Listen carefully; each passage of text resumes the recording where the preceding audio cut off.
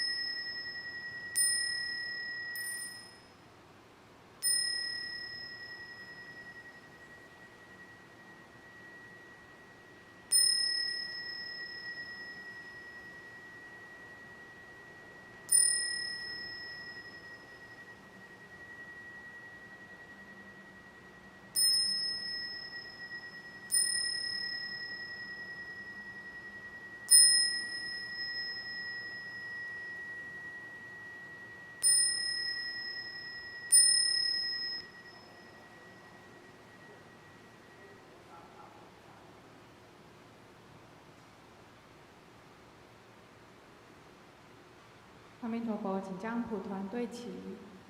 小蒲团带出班，请出班。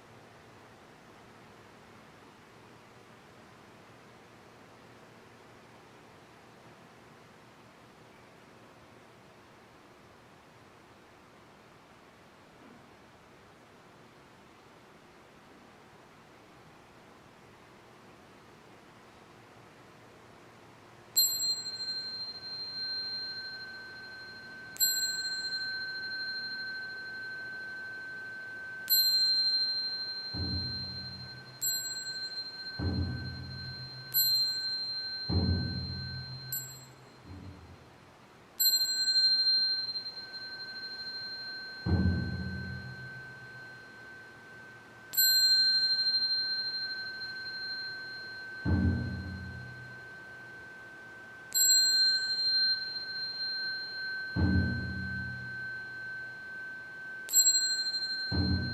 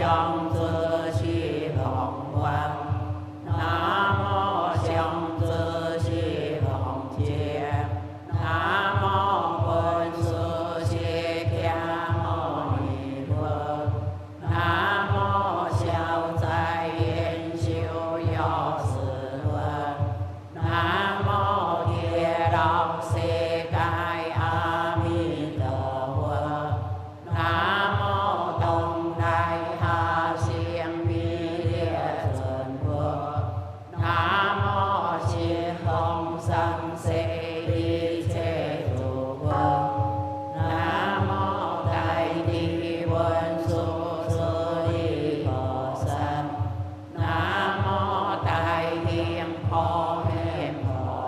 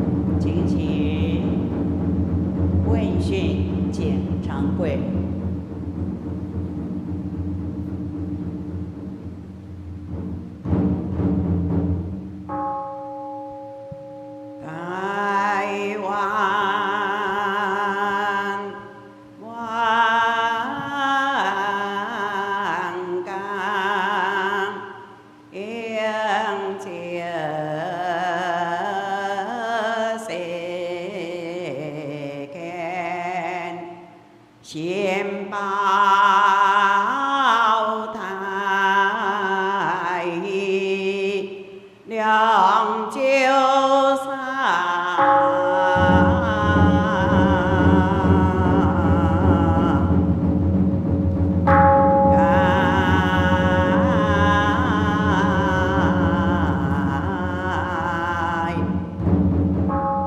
上来去见上人，最思念好花花功德道中。此时第三天，我将指出所有疑问，将对诸佛莲下必宣。台湾经中好水路。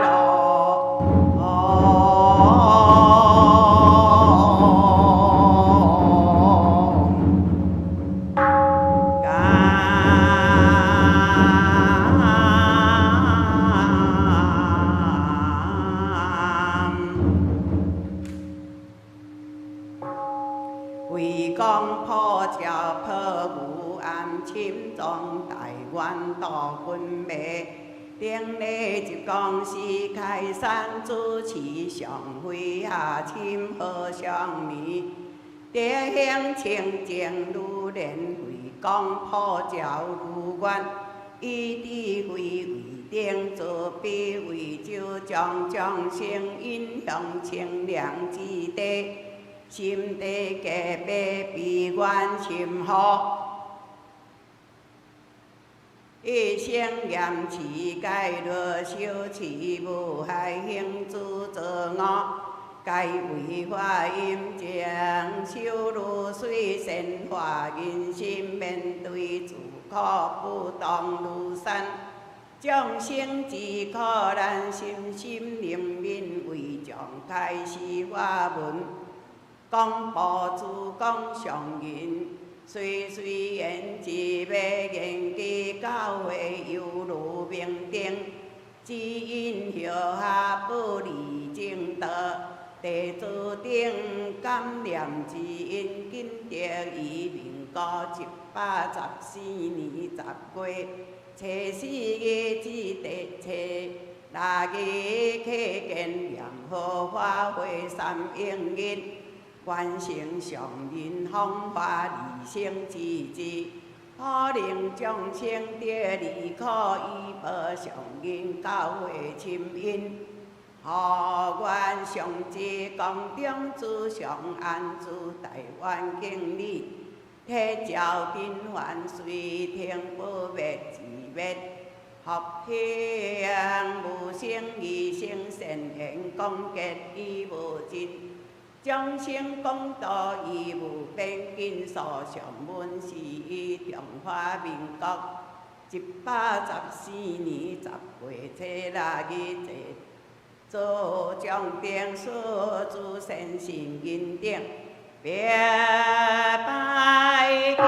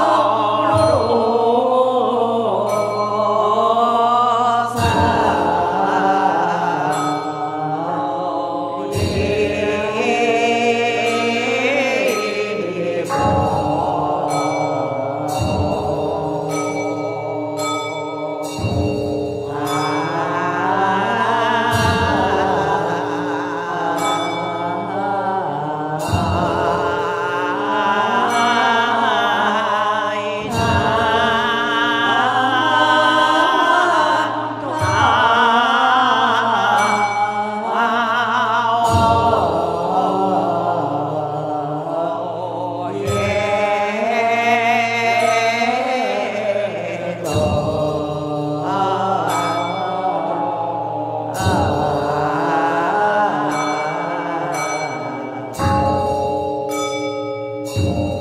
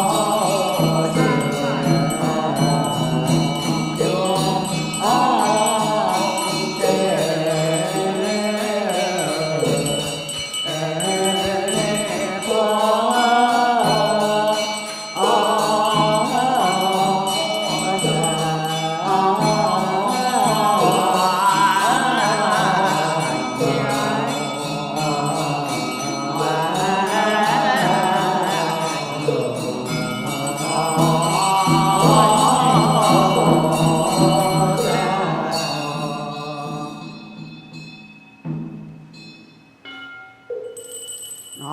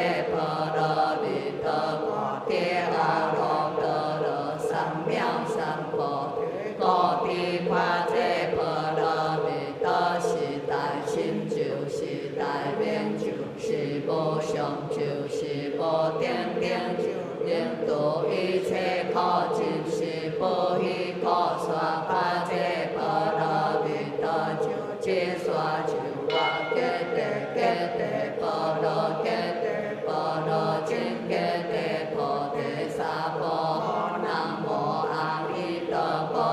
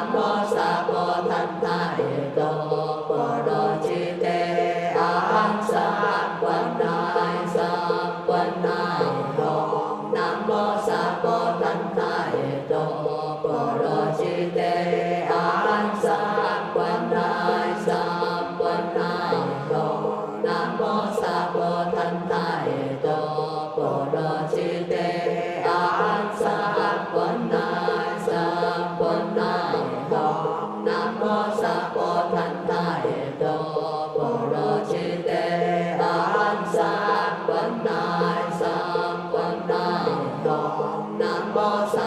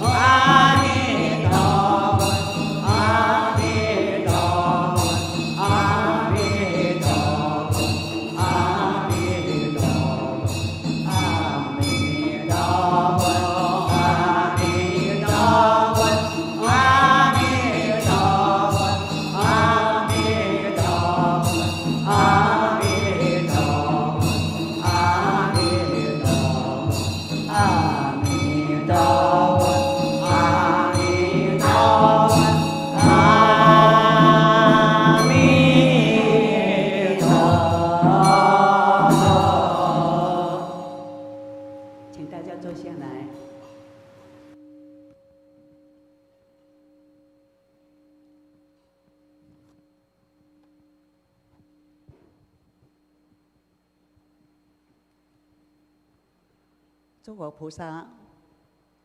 龙天护法、诸天、师父上人、各位师父，在场的莲友们，还有线上共修的莲友们，阿弥陀佛！今天是上人纪念活山的圆满日，那我们今天要请一位陪伴师父走到最后的一位医护人员，蔡明仁医师，他是嘉义基督教医院的急诊科主任、主治医师，还有就是病理研究的主治医师。那他的学养呢，包括病理的研究、毒理的研究，所以这一个人，照理说，从他的成长还有学识的背景呢，一定都是根据数据，一定要有科学证据，然后他才会相信说，哦，原来是这么回事。那他陪伴师父的这一段时间，到底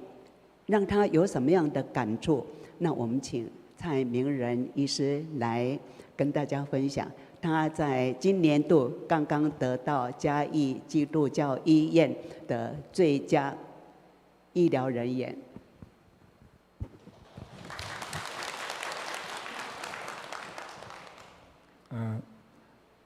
诸佛菩萨、龙天护法、师父上人、住持师父、常住师父、各位莲友、各位有形与无形的众生，阿弥陀佛。今天非常感谢住持师父邀请我在师父上人圆寂的2周年纪念佛山当中，跟大家做一些分享。那我今天想跟大家分享的主题是师父上人给我的生命教育。那我接触极光寺呢，是因为同修会主的因缘。那在2023年8月份的时候，我才真正比较亲近极光寺。那也在那个时候开始吃全素。那到现在大约2年3个多月。那比较可惜的是呢，我真正开始吃素的时候，接触极光寺后，大约只有3个多月的时间，师父上人就往生了。那以这个时间来说呢，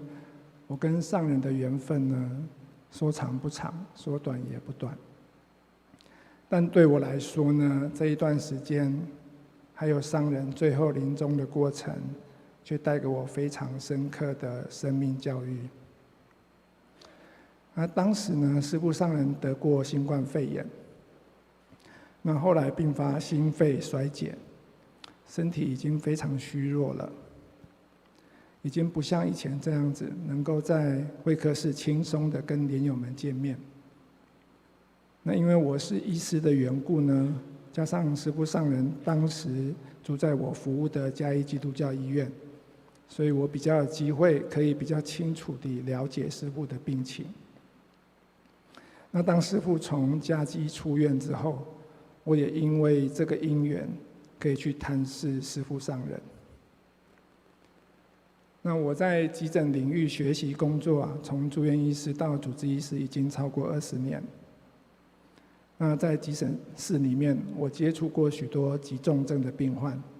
那多少有累积一些经验，可以大约的预期跟推估病人的预后。那在了解师父上人的病况之后呢，其实我心里很清楚，师父上人心肺衰竭的情况非常严重。那以医师的角度来说呢，其实很难够想象师父上人在出院之后，还会有体力、有精神跟大家互动，在会客室见莲友。其实我可以感受到，很多时候其实是师父上人用他的意志力在撑，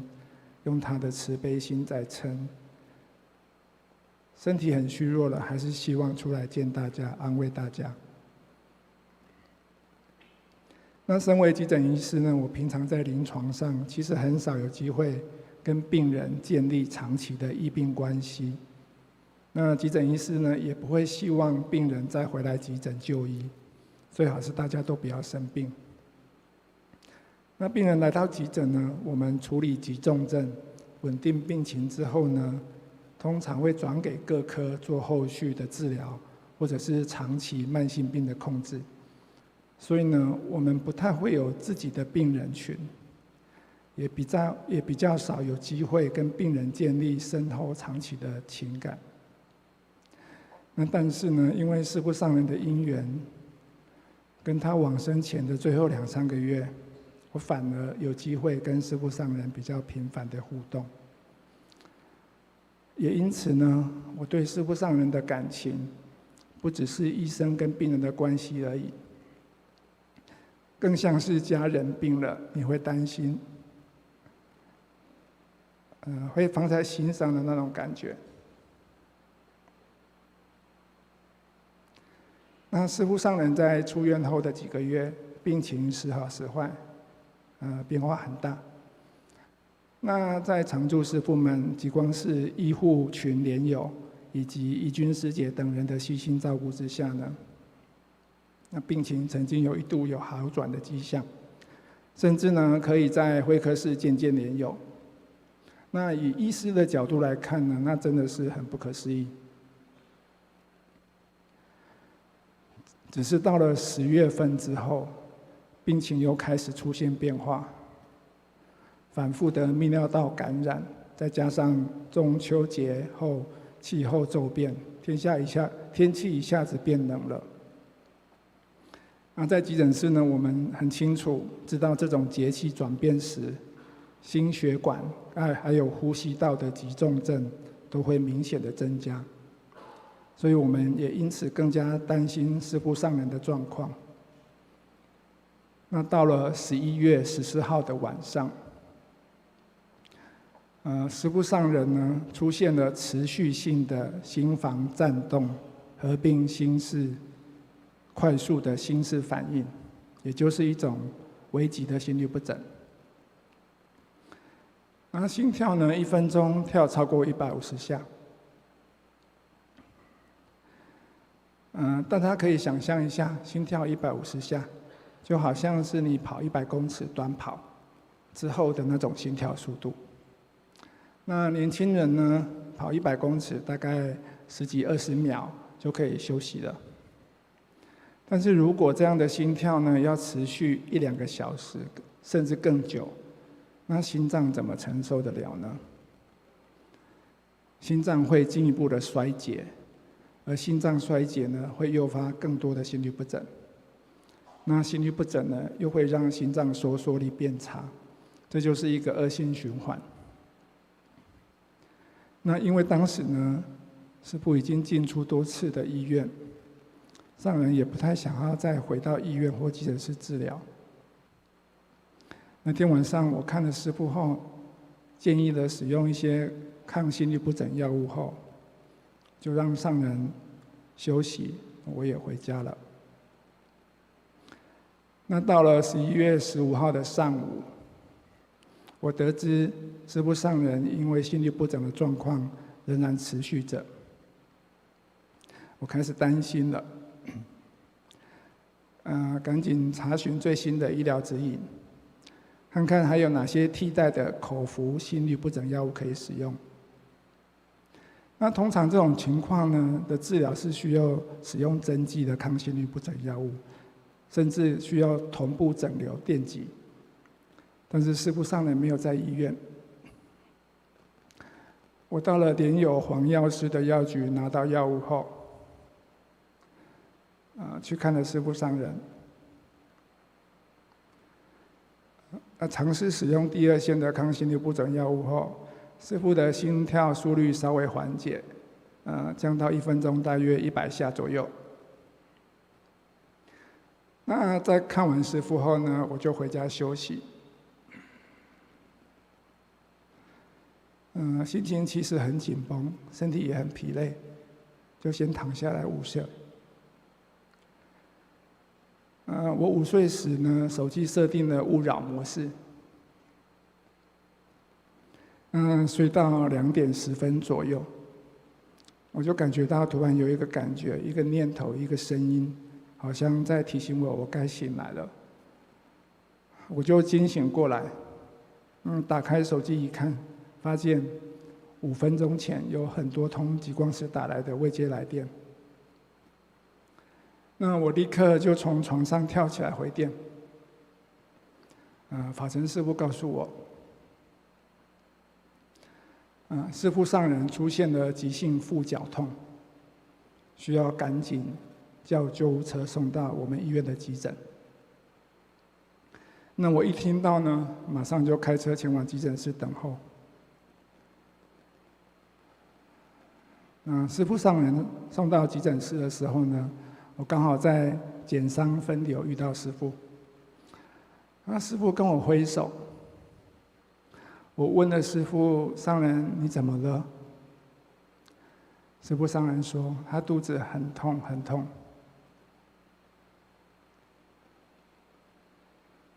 我掀开师父的衣服，想看看师父腹痛的部位。当我看到师父腹部的时候，我整个人已经开始盗汗，心里面已经凉了一大截。那一刻，我可以清楚地感受到，师父正在承受极大的痛苦。我的直觉是师父上人快要离开了，我甚至开始害怕，师父上人会在我的面前，在急诊室，在我的手上往生。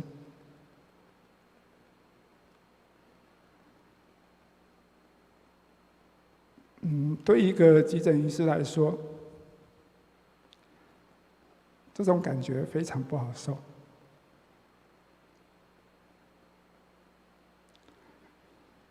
因为我知道，此时医疗的手段已经非常有限，可能帮不上太多。我看到的是呢，师父上人躯干已经开始发干，腹部已经出现了大范围的紫斑，这是一种严重休克的表现。在安排检查之后呢，师父上人不断说很痛很痛。我当下心里只有一个念头，要让师父少一点痛苦。希望呢，师父上人能够在比较舒服的状态下离开。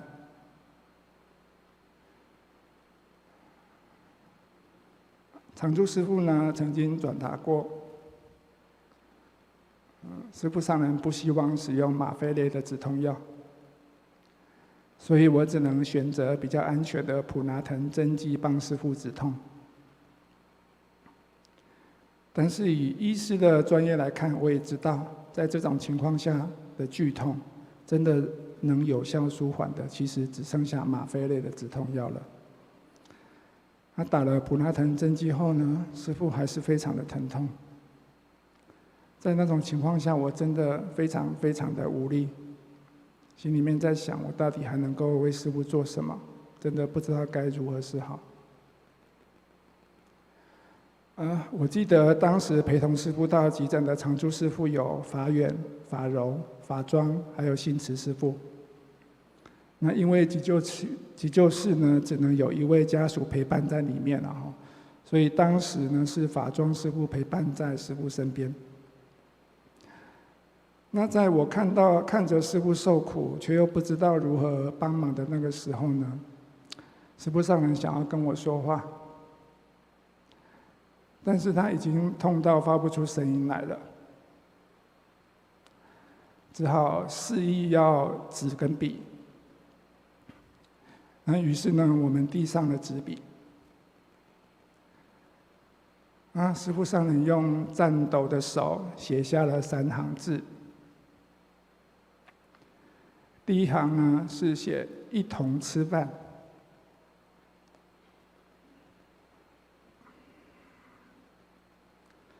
意思呢是要我跟法庄师父以及其他陪同的常住师们去吃饭，休息一下，不要一直为他劳累。那另一个意思呢，可能就是以后有机会要我跟他一起吃饭。那第二行字呢，他写下说，若有必要时，可以用吗啡止痛药。那虽然师父一开始不希望用吗啡，但他看到大家很为难，看到医疗上面的困境，他也愿意放下自己原本的坚持，让大家在医疗上有一些空间，也可以减少他的痛苦。那第三行字呢，师父写下，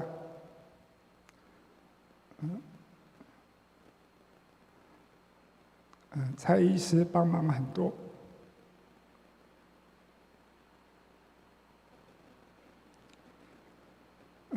在这种疾苦的情况下，师父心念着还是要感谢和关心别人。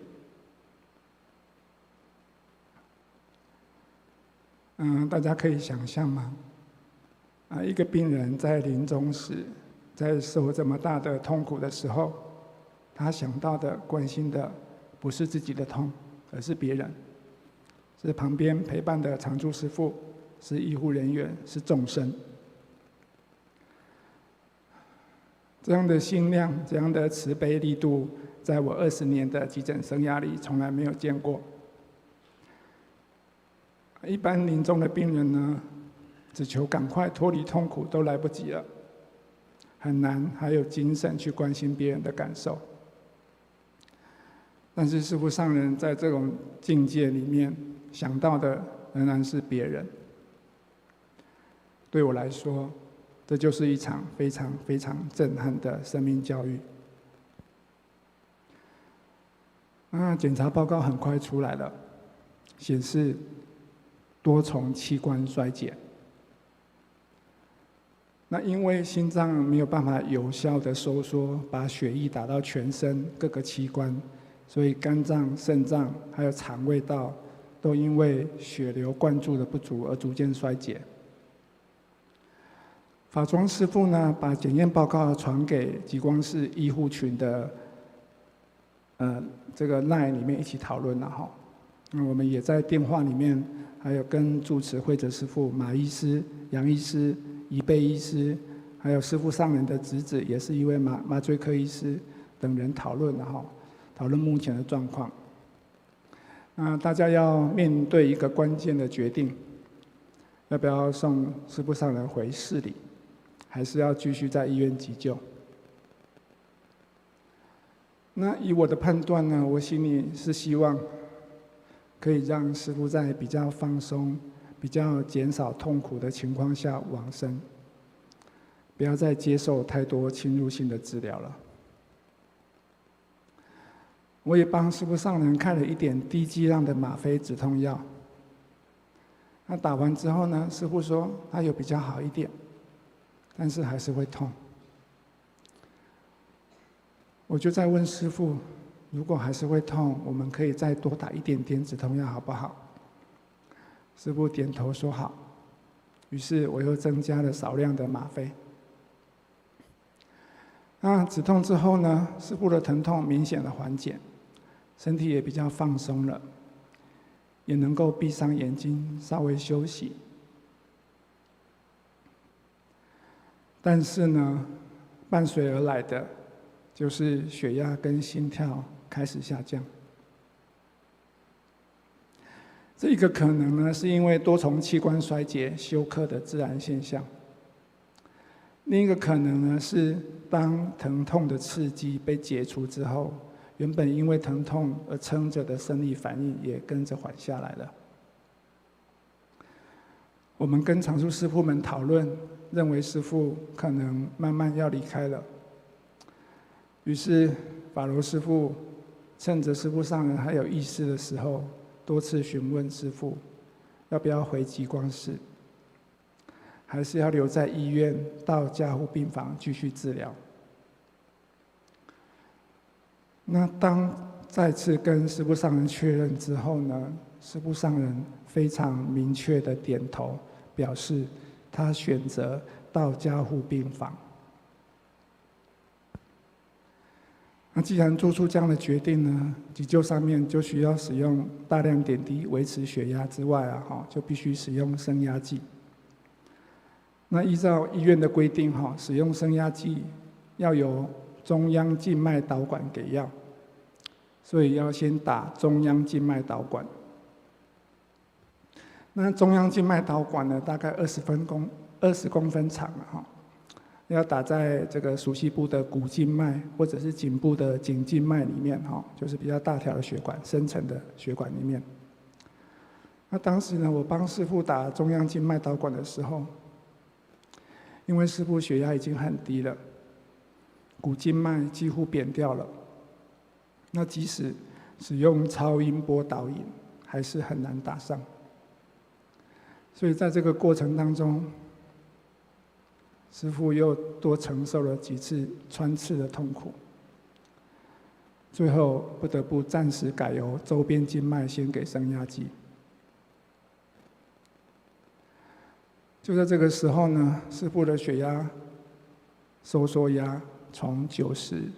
80、70、50一路降到几乎量不到，心跳也慢了下来。我知道师父很快要离开了，于是呢，我再请法远、法柔、法庄和信慈师父再次进到急救室，陪伴在师父旁边。心里面想的是，可能要跟师父道别了。那当时呢，大家真的很无助。我记得陪同的常住师父们一直叫师父上人加油，因为师父上人是大家的上人，大家会很不舍，很难以接受。就在这个时候呢，原本量不到的血压又突然量得到了，而且慢慢回升。我在小心的调高升压剂的剂量，最后师父的心跳和血压稳定下来，所以在当天晚上9点左右呢，顺利转到加护病房。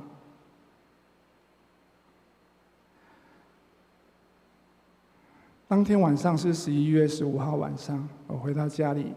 心里面非常非常难受，有很强的自责感，几乎整夜难以入眠。因为我在现场亲眼看到师父的痛苦，也看到师父在这样的痛苦当中，还是一直在为别人着想，那种感觉真的是非常心碎。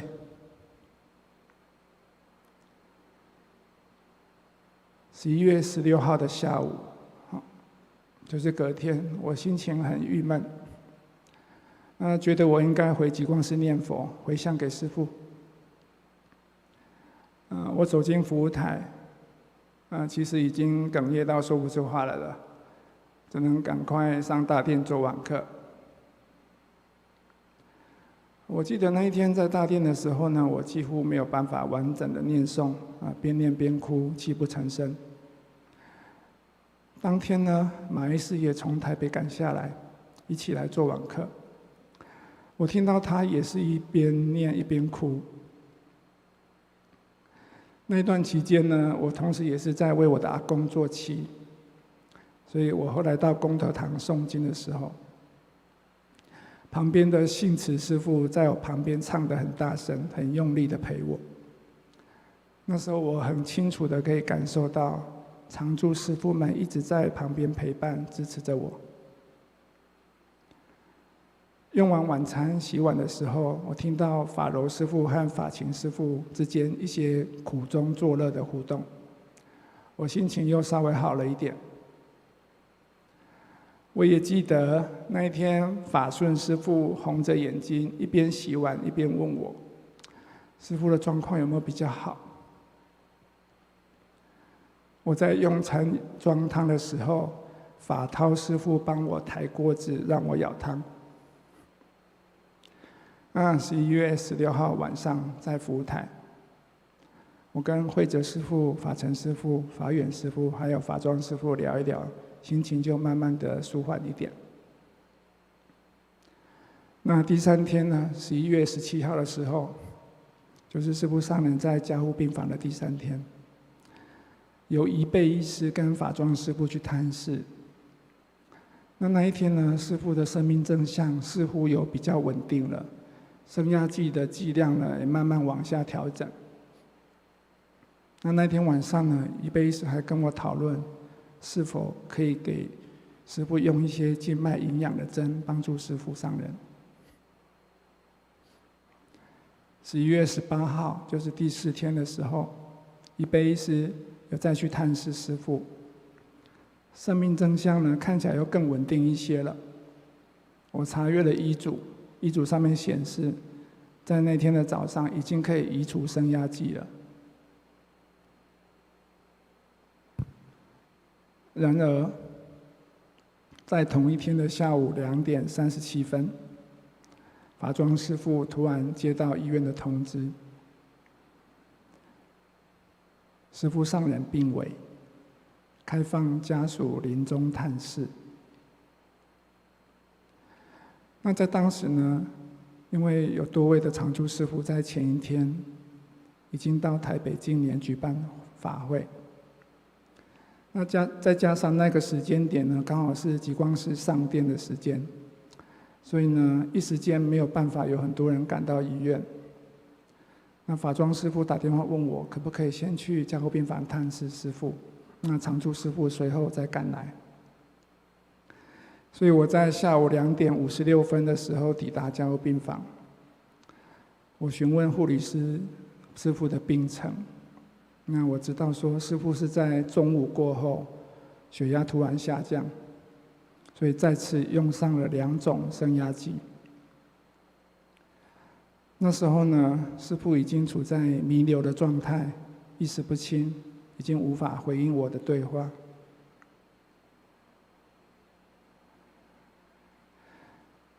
那一刻，我心里想的是，希望师父不要有挂碍，能够安心的离开。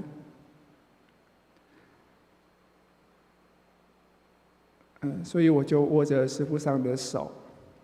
在他的耳边轻轻地说：“请师父放心，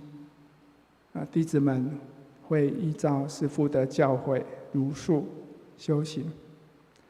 救度众生。您的一生当中辛苦了，请您放心。”我也尝试在师父的耳边问他：“师父，你想要回寺里吗？还是要继续加油？”在那个时候，师父已经没有办法给我明确的回应了。在下午3点31分的时候，师父上人的家人陈武雄师兄，还有同修师姐，还有信慈师父也赶到加护病房了。他们同样也在师父的耳边跟他说：“请您放心。”到了下午4点23分，心电图显示没有电气活动。师父上人的舍身在那个时刻圆满了。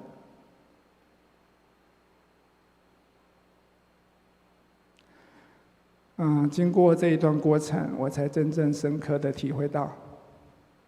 佛菩萨的愿力、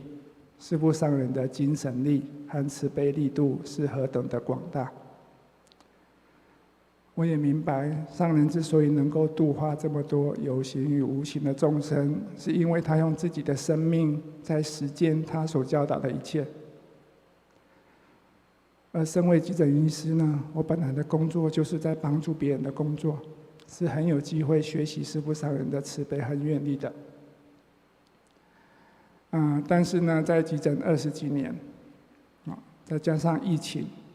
还有现在的医疗环境5大皆空，五大皆空指的是内外妇儿及重症的医师都很缺长期又在又忙又急、压力大的上班工作下，其实我已经出现了职业倦怠。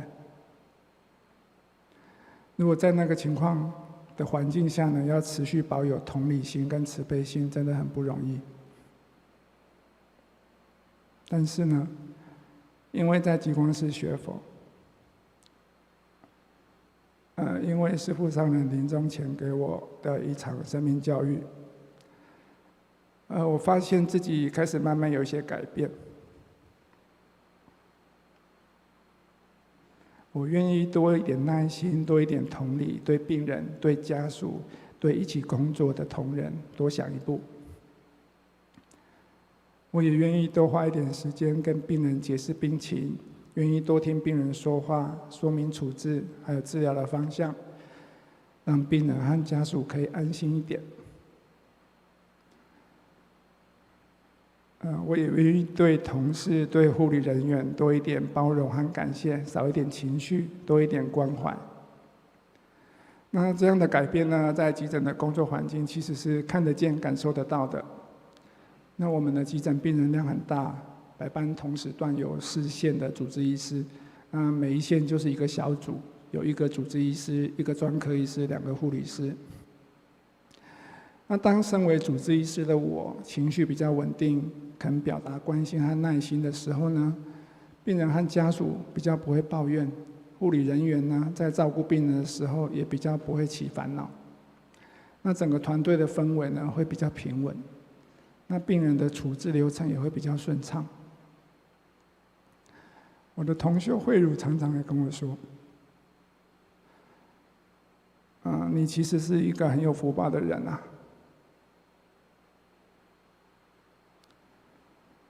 师父上人是用生命在度你，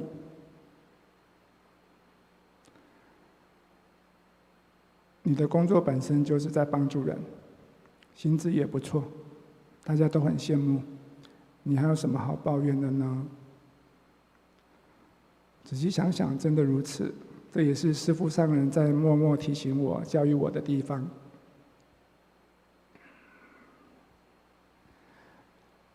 最后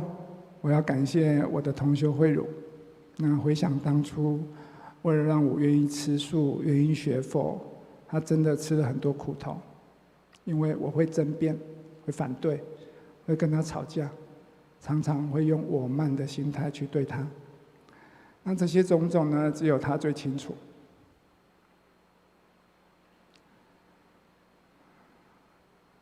老实说呢，要度我吃素、度我学佛，对，如果没有他的话，这一份坚持跟用心真的是很难做到。那我也想借这个机会呢，跟大家一起共勉。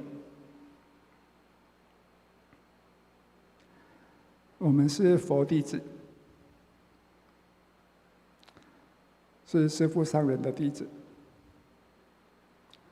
是极光寺的弟子。我们学习上人的慈悲精神，在工作上、在社会上去利益众生、帮助别人，这很重要。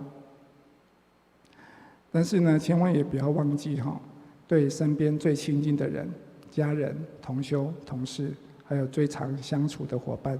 也要展现同样的慈悲跟关怀。感恩阿弥陀佛。谢谢蔡医师。刚刚的分享，蔡医师很贴切的带我们回到2年前。也许大家只知道说，师父往生之前，受了很多的痛苦，但是没有像今天蔡医师这么详细的描述，所以我听了都觉得不舍。那师父之前呢，如果身体稍微好一点的时候，就说我要出院。那到了为什么说后面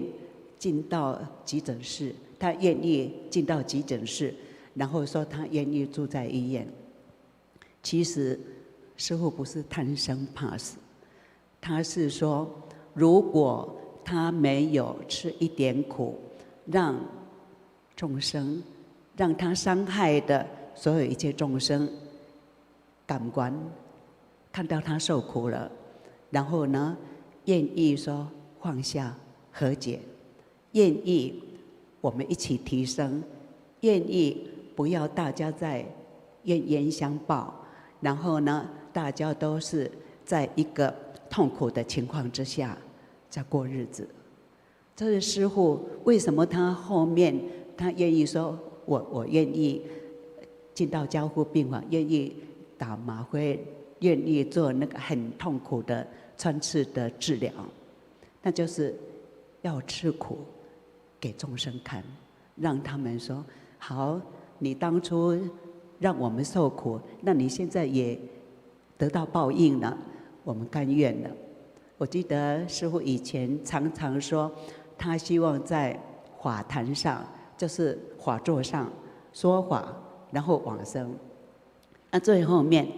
是在加护病房，在蔡医师的陪伴之下，我们常住师父的陪伴之下，这样子往生的。那这个过程，就刚刚蔡医师说的，吃了很多很多的苦，所以呢，我忍不住有掉眼泪。知道说师父真的是吃很多苦，让众生看了觉得感官愿意放下了。所以那时候呢，师父和解的众生有多少呢？48万多。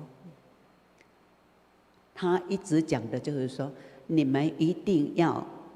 把众生的利益放在自己的利益之前。我们要考虑事情的时候，是以众生的利益做前提，千万不要考虑自己的方便、自己的利益。这样子我们就比较少造恶业，在一起轮回了。所以呢，